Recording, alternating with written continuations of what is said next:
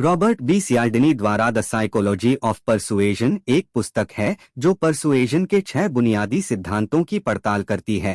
ये सिद्धांत हैं: पारस्परिकता, यदि आपने पहले उनके लिए कुछ किया है तो लोगों के आपके लिए कुछ करने की संभावना अधिक है। इसे जैसे को तैसा सिद्धांत के रूप में जाना जाता है। प्रतिबद्धता और निरंतरता, यदि लोगों ने पहले भी ऐसा ही कुछ करने का वादा किया है तो उनके अनुरोध पर सहमत होने की संभावना अधिक होती है। इसे फुटनोट डोर तकनीक के रूप में जाना जाता है। सामाजिक प्रमाण, लोगों के कुछ करने की संभावना तब बढ़ जाती है जब वे देखते हैं कि दूसरे लोग ऐसा कर रहे हैं। इसे बैंडवागन प्रभाव के रूप में जाना जाता है। प्राधिकरण, लोगों के अनुरोध को मानने की संभावना अधिक होती है यदि वे मानते हैं कि अनुरोध करने वाला व्यक्ति एक प्राधिकरण व्यक्ति है। पसंद करना, यदि लोग अनुरोध करने वाले व्यक्ति को पसंद करते हैं तो उनके अनुरोध पर सहमत होने की संभावना अधिक होती है। कमी, अगर लोगों को लगता है कि यह दुर्लभ है या सीमित आपूर्ति में है तो इसकी संभावना अधिक होती है कि लोग कुछ चाहते हैं। सियाल्डिनी का तर्क है कि इन 6 सिद्धांतों का उपयोग दूसरों को वह करने के लिए राजी करने के लिए किया जा सकता है जो आप चाहते हैं। वह इन सिद्धांतों को नैतिक और प्रभावी ढंग से उपयोग करने के तरीके के बारे में सुझाव भी देता है। पारस्परिकता, यह सिद्धांत इस विचार पर आधारित है कि लोग एहसान वापस करने के लिए बाध्य महसूस करते हैं।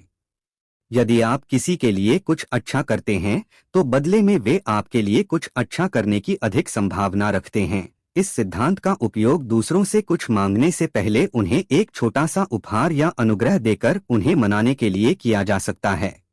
प्रतिबद्धता और निरंतरता, यह सिद्धांत इस विचार पर आधारित है कि लोग अपनी प्रतिबद्धताओं पर टिके रहने की अधिक संभावना रखते हैं, भले ही वे दबाव में किए गए हों।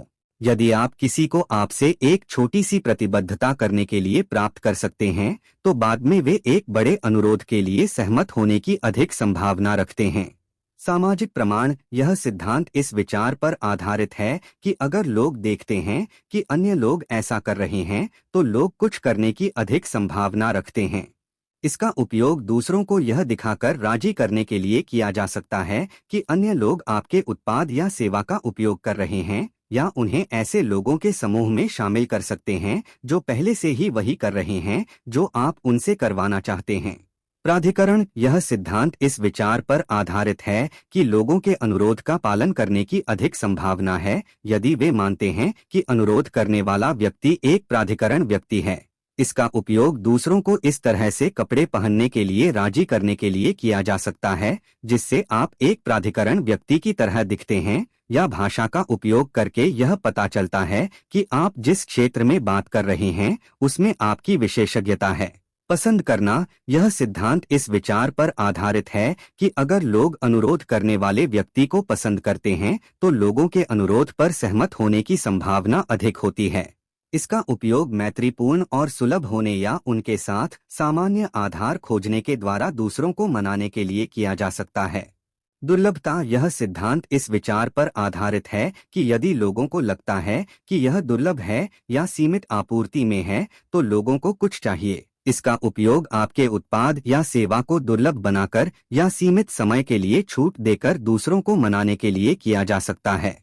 निष्कर्ष, प्रभाव अनुनय का मनोविज्ञान किसी के लिए भी एक मूल्यवान संसाधन है जो दूसरों को राजी करना सीखना चाहता है। सियाल्डिनी के 6 सिद्धांत ध्वनि मनोवैज्ञानिक अनुसंधान पर आधारित हैं और वे स्पष्ट और संक्षिप्त उदाहरण प्रदान करते हैं कि वास्तविक दुनिया की स्थितियों में उनका उपयोग कैसे किया जा सकता है। यदि आप अपने अनुनय कौशल में सुधार करना चाहते हैं तो यह पुस्तक अवश्य पढ़ें।